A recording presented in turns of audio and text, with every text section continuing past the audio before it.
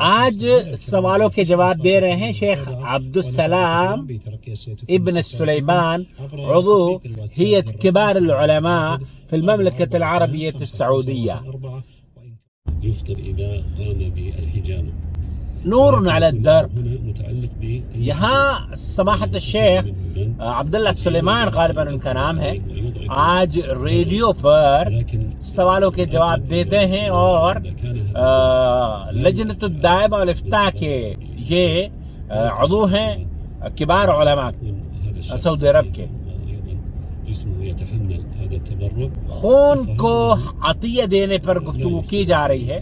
شیخ فرما رہے ہیں کہ مسلمانوں کو مسلم اور غیر مسلم کو عطیہ کرنا چاہیے. بحادث مروري أو غيرها إصابة معينة فهل يفطر بذلك أحسن عليكم؟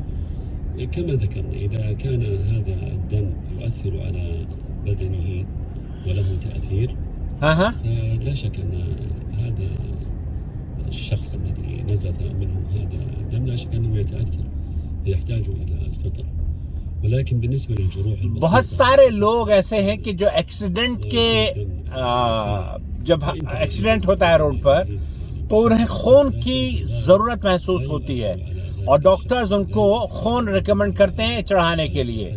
ایسی صورت میں مسلمان کو عطیہ دینا چاہیے، بلڈ ڈونیٹ کرنا چاہیے، وہ مسلمان ہو یا غیر مسلم ہو.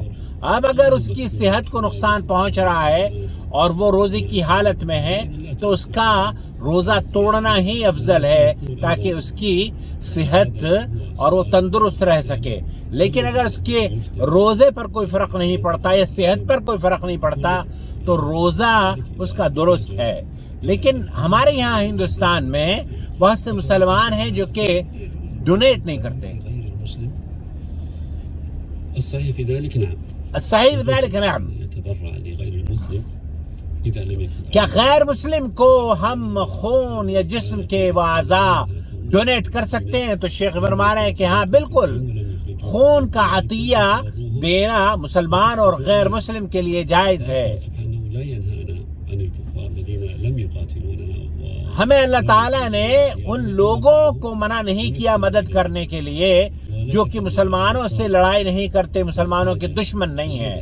اگر سماج میں ہندو، مسلم، سکھ، عیسائی رہتے ہیں اور وہ امن اور سلامتی سے ایک دوسرے کا خیال رکھتے ہیں تو اللہ تعالیٰ انہیں عطیہ دینا، انہیں گفٹ دینا، ان کی جان بچانا، ان کے کام آنا، ان کے بچوں کے مستقبل کو بہتر بنانے میں ان کو سپورٹ کرنا، یہ ساری چیزیں جائز ہیں. اللہ تعالیٰ نے اسے بھی نیکی کہا ہے.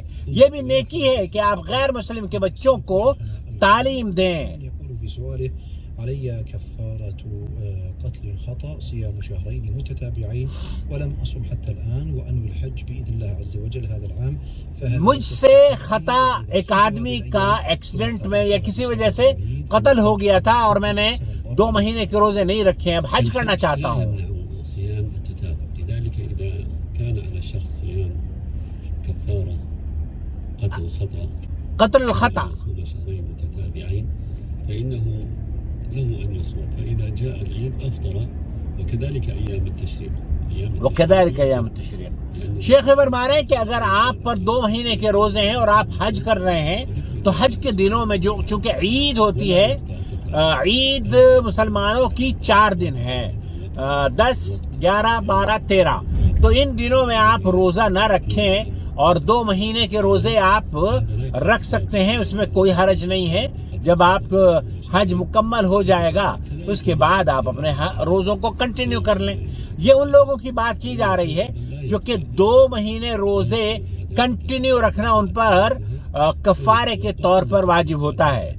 وبالنسبة للسفر هل يقطع التتابع؟ نعم كذلك إذا كان مسافرا فهو معذور يعذر في سفره. اور ایسا شخص جو کہ 2 مہینے کے روزے رکھ رہا ہے اور وہ سفر میں ہے تو وہ سفر کی وجہ سے ان روزوں کو چھوڑ سکتا ہے کیونکہ یہ معذور ہے اور اللہ تعالیٰ نے فرض روزوں کو بھی یہاں پر چھوٹ دی ہے.